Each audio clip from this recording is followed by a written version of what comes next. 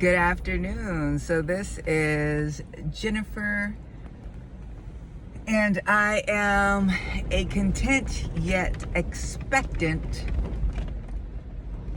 prisoner of Jesus Christ.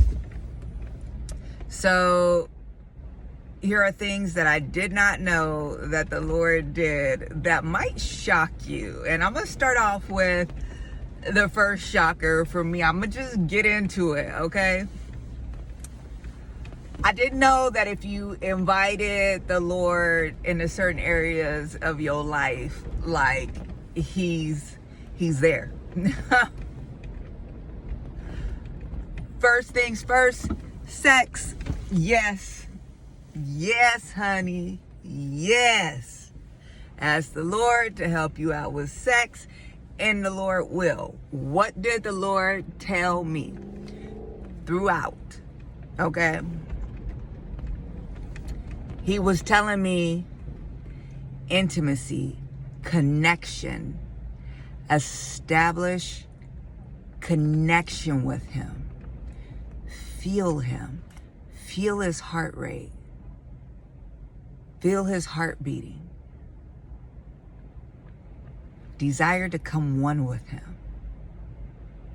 Lose yourself into him. This is what the Lord was telling me because I invited him in to that area. There were some things that I asked the Lord. I was like, is it okay if I do this? I did this pre-losing my life to you. Like, is this okay? And he explained to me that because it's consensual between two individuals in love that desire to please each other, like it is okay. It is shared between just the two of you guys, which makes it even more special. When it comes down to diet, I didn't know the Lord would help out with diet and helping you with understanding how to eat. He helped me to open up my diet and to not fear different types of foods, but he also helped me not to restrict and not to go overboard on certain foods. So now that it's open, okay, do you really need that? Do you really want that right now? You know, and for times where it was just like, nah, I just want to have it. No, that's not the purpose of eating, you know? So he helped me to be able to work out with this balance of not to fear food, have what it is that you want to have, open yourself up to it, be flexible. Some days you're going to have more, some days you're going to have less, but then also on top of that, don't go overboard and be gluttonous. Think about it, use wisdom when you do it, and then also to stop unhealthy behaviors. Because you did something today doesn't mean you can't do something the rest of the day, and you can't do something tomorrow to punish yourself for, you know, just probably eating stuff that people normally eat. I didn't know that he would help me with the way that I ate. Apparently it was an issue. I didn't know that. And I remember him telling me, like, Jennifer, practice eating right now. Like, I would be in the middle. And he'd be like, practice eating as if you were in royalty. Take a bite, put your fork down. Me, I'm just like, he's like, put your fork down. Wait, now eat. He was teaching me the whole time, y'all. And the amazing thing that he was teaching me is just like, you know, it's from the Lord, because he was just so involved and so in depth. He's like, Jennifer, when you eat food is never something that is the priority. When you're eating amongst other people and amongst like royalty, I want you to understand that the wealthy, that the rich, that the royalty, they could have food anytime they want to. They got food in abundance. So they're not eating as though it's their last meal. They're not trying to shove everything down their throats. They're eating as though they don't have to eat. they're also taking small bites, and they're taking small bites because the emphasis is not on the food. It's about the relationship. They're making connections. They're having conversations. They're taking care of business, right? They're building relationships. Dinners with Royalty is not about the food, it's about everything else. So you want to eat in ways in which at any given moment you could be asked a question and you can eat properly, you could be able to respond properly. Like, oh, that makes sense. I still struggle with that because I sat down at that plate of chicken and waffles and I was like, how do you eat this in such a way that is cute, that ain't focused on the food? I had super fried chicken and waffles, so like the crust was like this thick. Like, how do you eat that? Like, I really need to take an etiquette class. Any of y'all need to take an etiquette class? Like, I really could use some proper etiquette, because I was like, how am I supposed, do I put the hot sauce all over the chicken and then like sit and then like rip it off in all these different pieces and then like use my fork? Do I shred it with the fork? How you eat, I gotta look that up. How you eat fried chicken? Like super fried chicken with the lots of like thick crust. How you eat that properly? Would you eat it with a fork and a knife? Huh? But the emphasis was just on small bites, eating slow, eating as though you know people are watching, making sure that you could talk at any given time, taking your time with it. So yeah, that was an area I wasn't expected of. I was not expected of the look. This, y'all, is all God. This is God. Girl, okay, this is, I want these nails. Okay, I picked out the color design a while back. Like, I always get this is my tried and true, but he was like, get them long because that's what the world likes. They want to see nails. I would never get red, never. The Lord was like, I want you to get red. Now, that first red was a situation I panicked, but now I look back and it was super cute. But I went through Google. He said, look up red weaves. I said, okay. He said, that one right there. And the thing about the Lord is whenever he picks something out, I be trying to move past it. Why are you moving past it? That's the one I said. Right there. And I'm never doing anything else but red ever again. Like, red is my color. Red is my color. I might play around maybe with some other colors if that's what the Lord wants me to do. You know, I think he wants that to be a thing where I kind of experiment with, you know, different kind of looks, and for different reasons. You know, all of this with even the makeup, like yeah, he was like makeup, earrings, piercing, tattoos, necklace, bracelets. All of this is God. All of it's God. All of it. And he's just, I didn't know he did that. He was just working with me on it. Like, Jennifer, I'm preparing you for a husband, for a spouse. A spouse wants to be able to look at their wife and be able to be attracted to her physically, be drawn to her physically. So I need you to work like on your outer appearance so you can be presentable for a man. And then not just that, he's like, Jennifer, I need you to do this every day. And I struggle with that. I'm going to tell you why I struggle with that. Because I got into sweats and throwing my hair up in a bun. So this right here is almost like being out of the gym for 6 months and having to go back and like really like commit to it every day. Okay, Jennifer, you got this. You could do this. But this is all the Lord. He's like, this is what a man wants. And I want you to care about how you look. I want you to present yourself to the world as my ambassador. I got a message I want you to give to the world. I want you to don a worldly appearance because that's where I want you to operate, in the world. And I used to do this back in the day. So I'm like, you picked the right one, God.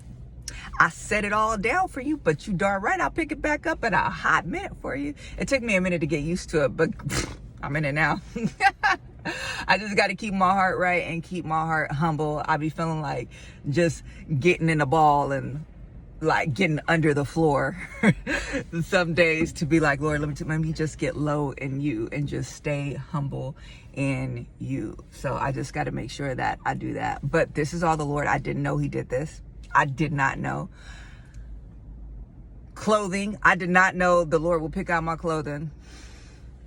When we go places, the Lord will pick out the clothes. He'd be like, this one, Jennifer, that one. I like this one. No, not this one. And he'll tell me why. He'll tell me why if he don't like it. No, that's not what we doing. Or like I tried on something the other day and he was like, that's what I want you to have. He's like, that's modern. You could put on a tank top underneath. You don't wear this outfit this way. This is the way how I want you to wear it. I didn't know God did that. I didn't know God would pick out your meals. God tells me what restaurant to go to and what meal to have there. And he loves chicken and waffles. And it's so funny because he picks out chicken and waffles. I don't have cheeseburger and french fries. I made a comment once that I'm not fooling with no hot dogs. And the next day I was at Lazy Dog eating a hot dog. And he explains to me why. I can't send you over to China and you talking about you can't have carbs. Some people, all they do, they eat 3 meals a day, breakfast, lunch, and dinner. I need your stomach to be able to handle eating that amount of food so you don't offend somebody.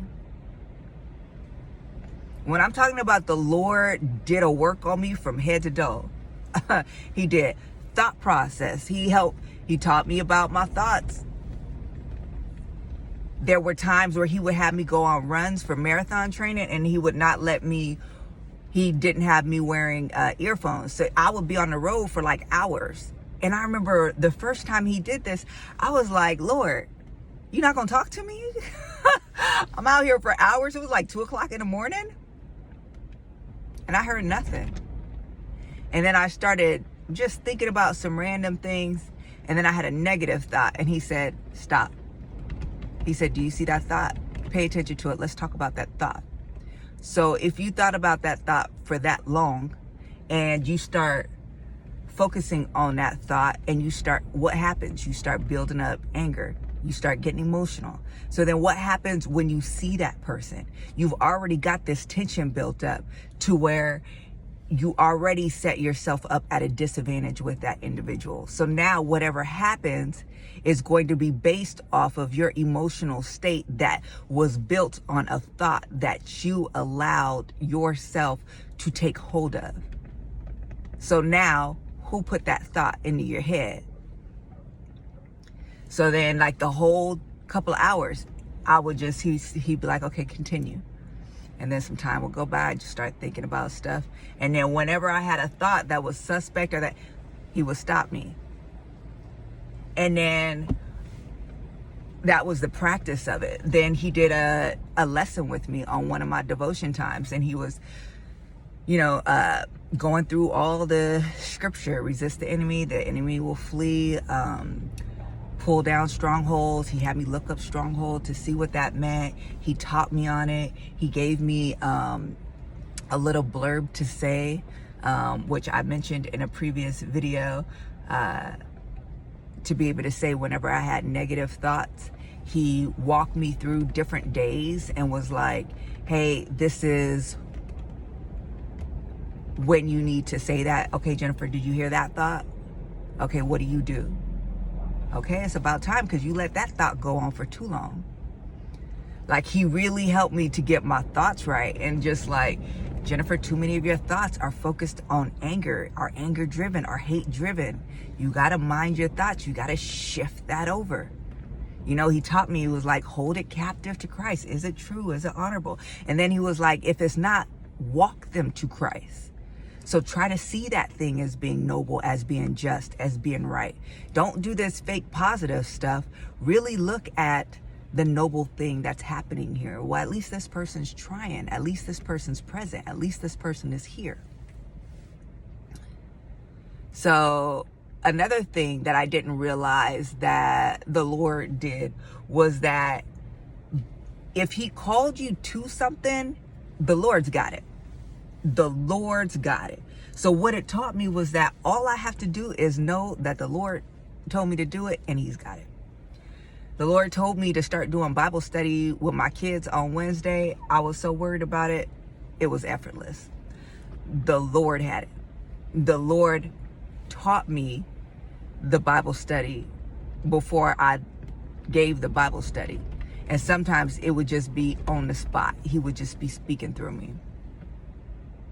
So that was one of the things I didn't realize, like, with the Lord on this journey. Gosh, there's just so much that he did. It really was just a whole experience with him. You know, I didn't realize, like, the Lord had a boot camp. I did not know that. But Google it, YouTube it. The Lord has a boot camp. Full of training, full of exercises he has you do throughout the day, full of like teaching you lessons, full of like get out sermons, take notes, I'm gonna teach you on it. Get out the Bible, I'm gonna tell you the scripture, I'm gonna teach you on it. Get out the book, okay? As you're reading the book, make sure you're reading slow enough so that I can jump in there, and then I'm gonna tell you, hey, get out a pen, get out a paper. I want to talk about that now. I didn't know, like, he really did train you up like that. Like the Lord has a boot camp that he puts you into. Again, look at the way how he acts with Jeremiah. You know, what is it that you see? Okay, let's talk about it.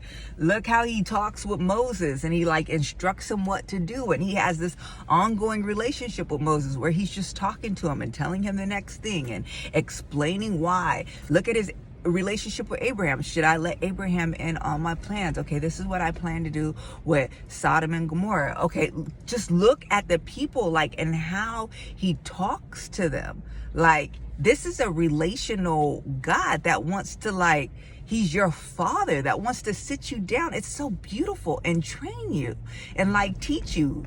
And I didn't realize the Lord did that. When I'm like, God really does want to be your father, where he wants to teach you and train you and discipline you. Like, he loves you so much. And when you start looking through the Bible and you start listening for the heart of the Father and how it grieves him, like that his people don't receive him, you know, as their God, as his father, as their father, you know, he's like, I want you to be mine and I want to be yours. Like, it's so beautiful. But I just didn't know the Lord like had a boot camp and was that intimate with you, like, and talk to you like that. What I did not know is that God will order your every step.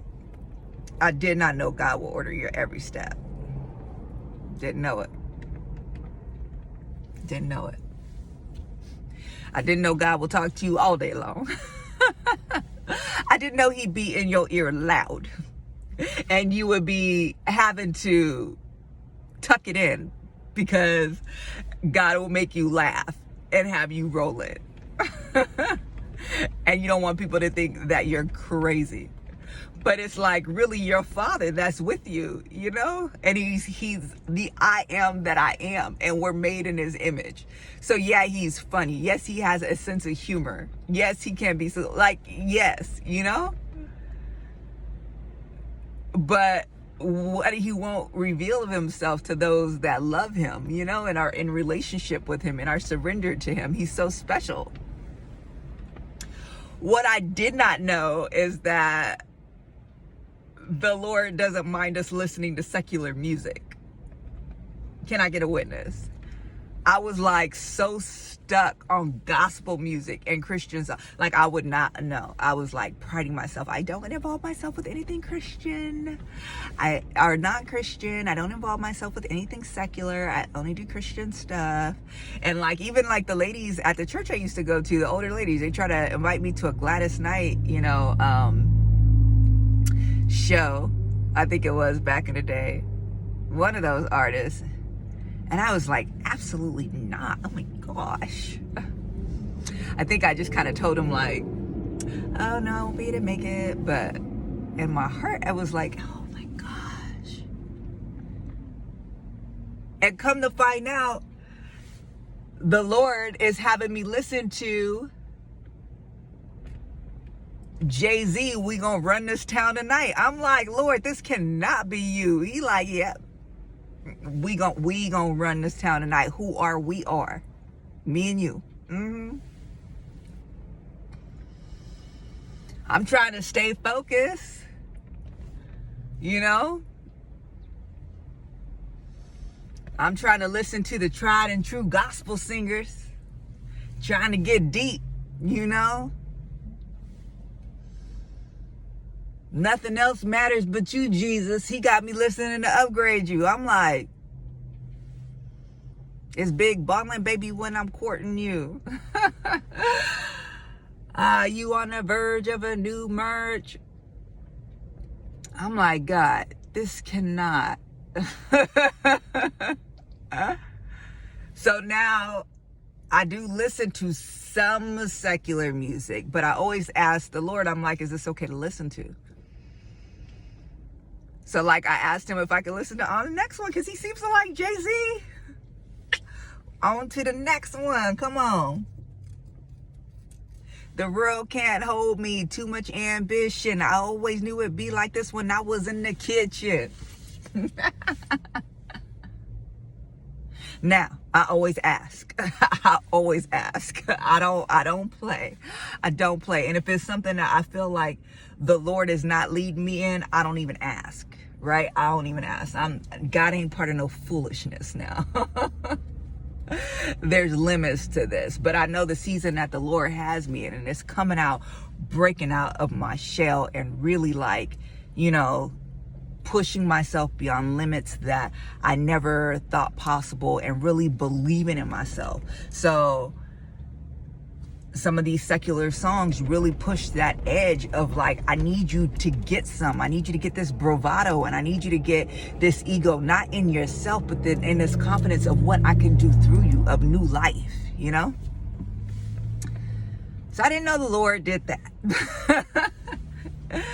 But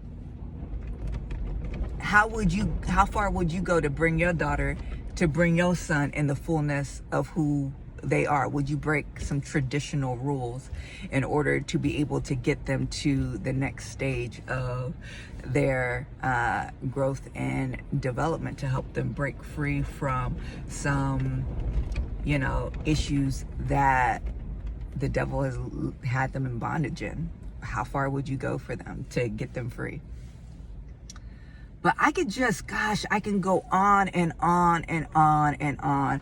I mean, last thing, the breaking out of religion, which I've talked about before. I didn't know that God, at the end of the day, I knew, but I didn't know that God is just so team you all day. He's so team you. We talk about vows, we talk about laws, we talk about all of these different things, the tradition of men, and God is like, I'm focused on you. I love you. I have a plan for you. I desire to be in relationship with you and get you to a place. Right? Like this is me and you working together. And you look in scripture and it supports that, because you think God is going to be like, no, I hate that. No, don't do that. No, this, no, and God is like, talk to me. Let's work this thing out.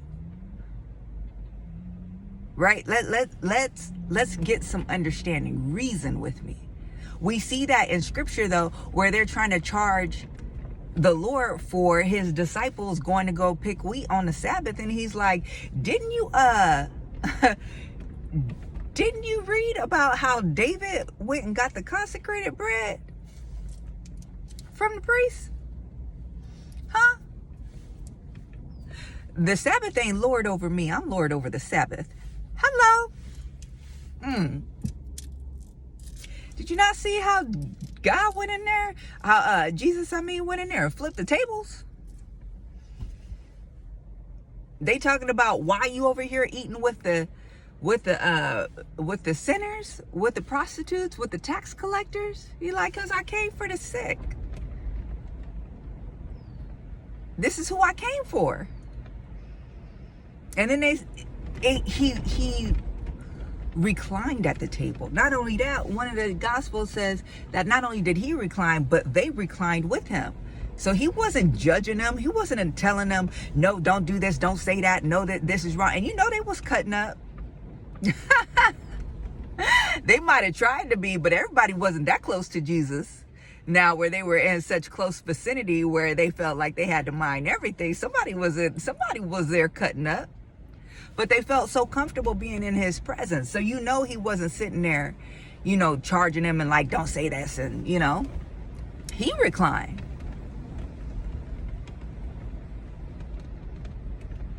They try to attack the woman. He's like, hey, those of y'all that have not sinned, throw the first stone. But I just love the fact that, like, the Lord throughout this journey, pretty much, hey, I'm gonna just say it like it is. He didn't say it like this, but this was a sentiment. Bump that. I'm dealing with you. This is me and you. This ain't me and them. This ain't me and it. This is me and you. Talk to me. What is going on, Jennifer? Okay, well then we're not doing a Sabbath today. We're not going to do a Sabbath today. We'll do it tomorrow. We're not going to fast today. We got too much stuff going on today, and I need you to have energy so you can get done what we need to get done today. We'll do it another day this week. And we usually get back to it another day. Yes, we do. But it's just beautiful how the Lord is like, this is a me and you journey. Okay? We ain't got to put up no fronts. We ain't got to put up no facades. Like, this is me and you. Let's do this together. And I felt that this whole time. You see, overall, can I close out on this? Yeah. So I just want to close out on this one thing, which is, I didn't realize that it will get to a point where the Lord is like, it's time, and I need to process you before I send you. I need to get you ready. See, I'm going to send you out as my ambassador in the world, and I'm about to unleash everything I put in you. I'm about to activate these spiritual giftings. I'm about to launch you into the public eye. I'm about to put some weight on you. So I got to deal with you because I need you. I need to use you. That thing that I created you for is time. So we got to do a whole lot. I got to heal you of these deep soul wounds. I got to show you your identity, who you are. I need to teach you your spiritual giftings and how to use them. I need to prepare you for the company that you're going to be present around. I need to elevate your way of thinking. I need to elevate you, how you view yourself. I need to move you into a new class. Right? This is the class you've been operating at. I need you to operate at this class because this is where I'm going to have you at. So I'm going to bring you into that in certain ways, right? Financially, houses, etc. But the mindset we got to start dealing with now.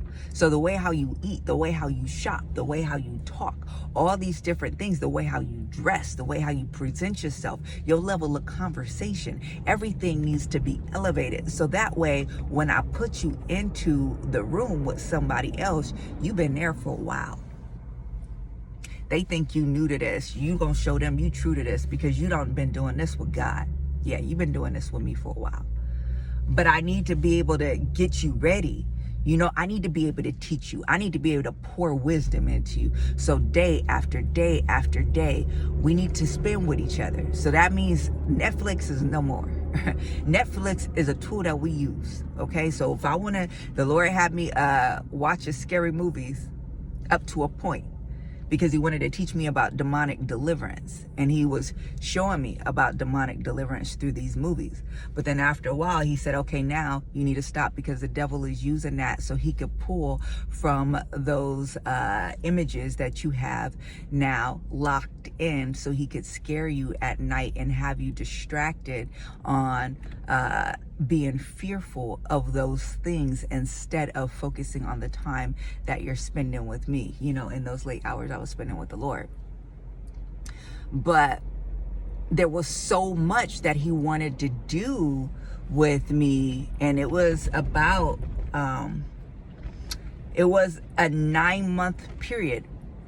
It was a 9-month period that he did it in, and the last 3 months he told me, he said, yeah, I need to let you in on the fact that this is a thing, because it's about to get real, and I need you not to walk away, because apparently he's been trying to do this with me for years, but I keep backing out. So it's been cyclical, and I see it, like I just been in cycles. So if you've been in cycles where it's like, man, I feel like I've lived this life before, it's probably the Lord that's processing you, and you keep backing out and running away at a certain point when it get hard. Is that your reality? Because if it is, you need to go ahead and just give it on up to the Lord. Give your soul on over to the Lord. But when it's time, like it was time for me, he graced me to be able to see that thing through. But I just didn't know the Lord did any of this stuff. That's the message. The get out of the checks in the box. Get out of the checklist and go sit at the feet of the Father. Pick up your cross and follow God and see what he does. All right? Talk soon.